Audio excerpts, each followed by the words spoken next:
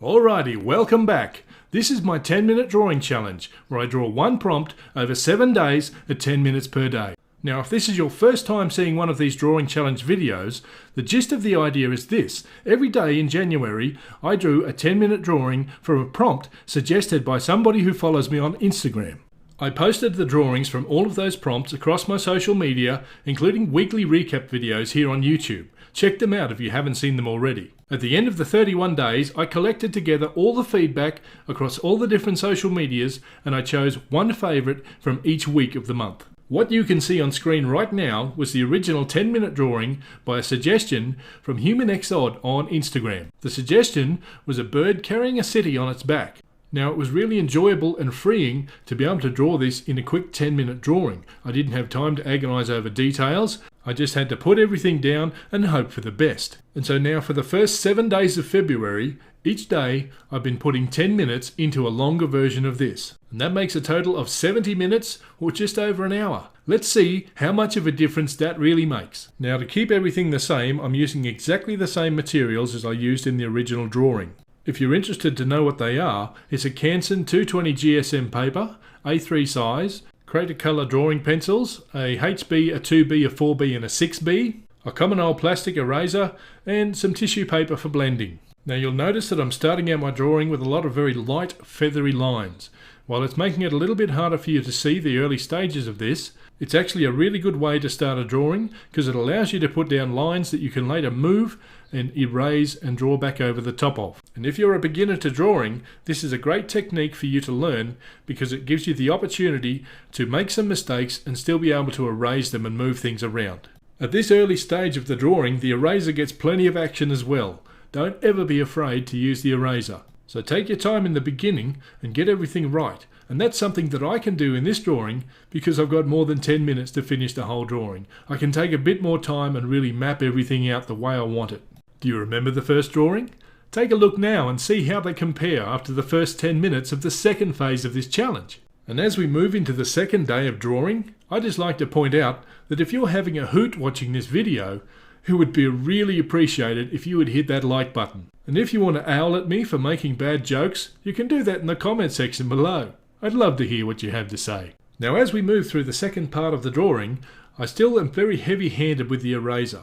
There's lots of little faint lines that I've left behind from just feeling my way through in those early stages when I was looking for the shapes, looking for the proportions, and I'm still doing a little bit of that now, just fine-tuning and correcting and getting all of the shapes exactly how I want them to be. If by the end of the second day's drawing, all I've done is really get everything in shape and start to get the base values in place, I'll be really happy with that because I know I've still got another 5 10-minute sessions left up my sleeve. When you only have 10 minutes to do a drawing, there is quite a bit of pressure there to try and get something out that actually looks like a drawing. Now, if you're not doing a public challenge and you're only drawing for your own interest and learning, that pressure won't be there. But if you intend to post them every day and show them to other people, you want them to look like something. And so on to day 3. I'm pretty happy with my progress so far, but it's time to knuckle down and get a few of the details sorted today. Even though I have the luxury of time still up my sleeve, I don't have so much of it that I can afford to just sit here and ponder. Now, one of the main reasons why I wanted to do this 10-minute drawing challenge is because I keep meeting people who tell me they don't have time to draw or they don't have enough time in the day. Now, I want to show you that you can get your drawing done without needing to take hours and hours. I understand being busy. I'm busy too, but I can still find 10 minutes to do this drawing challenge. It comes down to prioritising.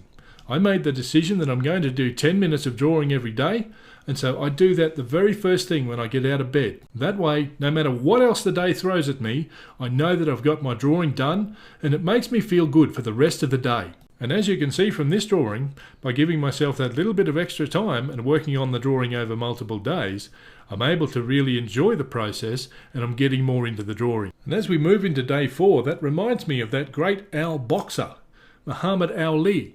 And if that's not enough to keep you excited, how about the progress we're making with this drawing? In the 10-minute drawing, I tried to draw a little bit of a sky in behind the bird. This time I'm not going to do that. Just a very faint hatching with a 2B pencil and then rubbing across with the tissue makes the background just a tiny little bit grey instead of pure white. I do this so that I can reserve the only pure white areas of the drawing for where I want the highlights to be on the owl. The other thing I didn't have time to do in the previous drawing was actually drawing the shapes of the feathers and how they overlap on the wings. It's all just a process of building up layers and adding in a few little textural details along the way to give our drawing a higher degree of realism. While the original drawing had some charm, you can see the difference this extra detail is really giving it. We've made it to day 5 and I feel like things are really coming together.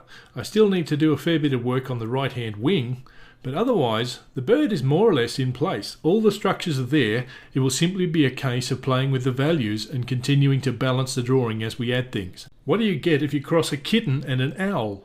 Meows! I'm crossing the hatching to build some detail in around the owl's face.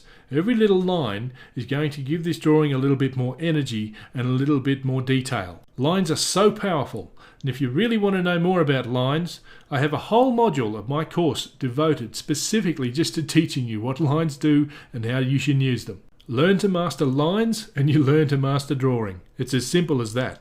And as the 5th day draws towards its close, I spend some time really detailing in a few lines around the darker areas of this owl, and I'm starting to build the values. In the previous attempt, all of the lines were very hurried and scribbled, and this ended up giving the bird a very unkempt and ragged look. See the difference between quick lines and carefully placed lines. Now you don't need to line up if you want to check out my drawing course or any of the other free resources that I have on my website. Just click the link below in the description box and you'll be able to check those out anytime you like. We're getting towards the business end of this drawing now. I know that I have only very limited amounts of time left, and so I'm starting to put in the final details that I really want to get in place. Now I've gone for a more symmetrical appearance in the city this time. With the original drawing, I had more of an asymmetrical drawing. Asymmetrical just means that it's unbalanced. It's heavier on one side than the other, or vice versa. In this case, because the bird is so symmetrical with the wings on either side, I decided to make the city the same to balance the picture. Balance is really important in your artwork. If it gets too lopsided or too much one way, it gets difficult for the viewer to watch, and so they give up quickly. The other feature that I'm using in the city here is aerial perspective. By making the buildings sharper at the front and having some less defined buildings in the background, we're giving a bigger sense of perspective and depth. Now this is it. Last day, last 10 minutes. Will I pull it together? Will the drawing work? Or will I throw it away at the last minute? You better keep watching and tell me, because I can barely stand to look. There are some parts of this drawing that I haven't touched really since the first 1 or 2 days. I'm starting to return to those areas and build in some more values. We push in some darks and create more contrast. Now I don't have time to go into all of that today, but the basic fact is, if we get the contrast right, the drawing will really pop. It will come alive and you'll think, wow. If I get it wrong, it'll just be blah. Can I do it? The suspense is killing me. Now I told a fib at the start of the video because I'd forgotten I was using this little piece of equipment at the very end. This is called a Tombow eraser. It's basically a small square eraser, and I can use the corners to erase thin lines. The early part of a drawing is often defined by the amount of use of the eraser. The more you use it, the better your drawing will often be. The last part of a drawing is often the same, only you need to have a very fine and delicate eraser to use, otherwise you just obliterate all the good work that you've done.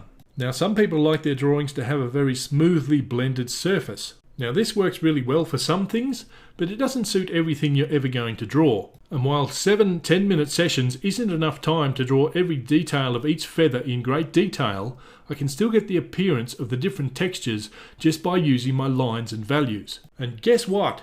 We've made it to the end.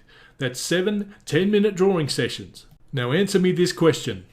Is 10 minutes a day enough time to do a drawing? Tell me the answer in the comment section below, because I really want to know what you think. Now that's the end of the drawing, but it's not the end of the challenge. This is only the first week.